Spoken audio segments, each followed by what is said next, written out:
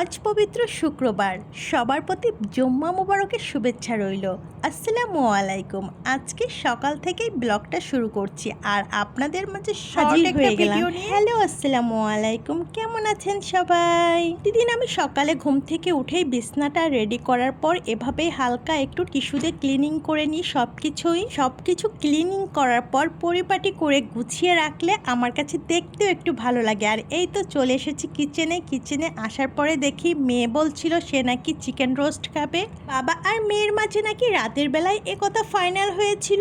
আমি এদিকে কাজ করছিলাম, আরিশার বাবা বাইরে থেকে একটা চিকেন কেটেও পর্যন্ত এনেছে। তারপর আর কি করার, আমি আজকে রান্না করার জন্য যেটা বের করেছিলাম সেটা আবার ফ্রিজে তুলে রাখলাম। আর এই তো মেয়ের পছন্দের চিকেন রোস্ট রান্না করা শুরু করে দিয়েছি।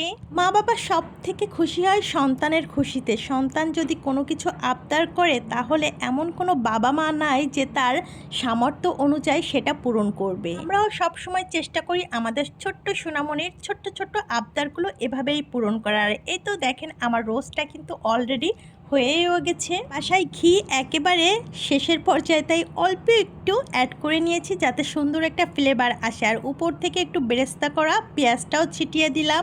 মেয়ের পছন্দ অনুযায়ী যেহেতু খাবার, তাই মেয়েকে একটু সুন্দর করে ডেকোরেশন করে দিচ্ছিলাম। আর এই ছোট্ট কিউট যে বাটিটা দেখছেন, এটা ছিল একটা দইয়ের বক্স, তাই দিয়েই আমি সুন্দর করে ডেকোরেশন করে নিলাম। তো রেডি করে নিলাম, এতটুকুই কিন্তু আরিশা অনেক হ্যাপি। আসসালামু আলাইকুম, সাথে থাকার জন্য ধন্যবাদ।